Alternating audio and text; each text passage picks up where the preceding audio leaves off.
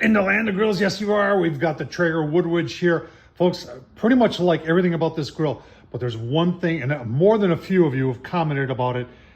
It's the lack of caster wheels out there. This thing is kind of a pain to move around.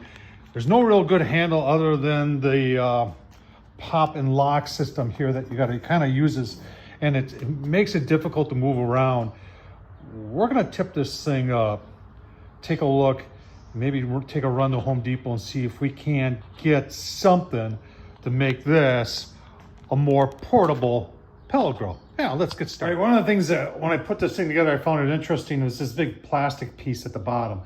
And in my mind, the first thing I said was, I wonder if they're gonna have some sort of casters available for this. And that's what that is for. So now I've taken a majority of the weight. I even took the lid off so I could easily flip this thing over. I taped down. I didn't have much. There probably isn't more than a pound of pellets in there. So just use some painter's tape to hold that.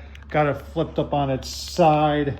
had to use a long screwdriver to get this here screw out. And I'm gonna go to Home Depot and see what we can find. All right, back from Home Depot. This is what we got. They're 4-inch. They are locking. They're obviously, when I saw the thread size and how thin it was, I knew that wasn't gonna work. So this is gonna have to mount, well, I guess we could put it right there. I didn't think about that. Actually, that might actually work. Put it in that hole. I was gonna drill another hole right here, but I think I like the thought of doing it right there. I've got, I have to put big washer on the inside, which I do have, to fill that gap up. But let's put that together and see how it works. If you're wondering, these were like 22 bucks a piece, 130 pounds a piece. So that's more than enough for this grill. All right, got the first one on there. That's gonna work real nice. I am double nutting them on the inside.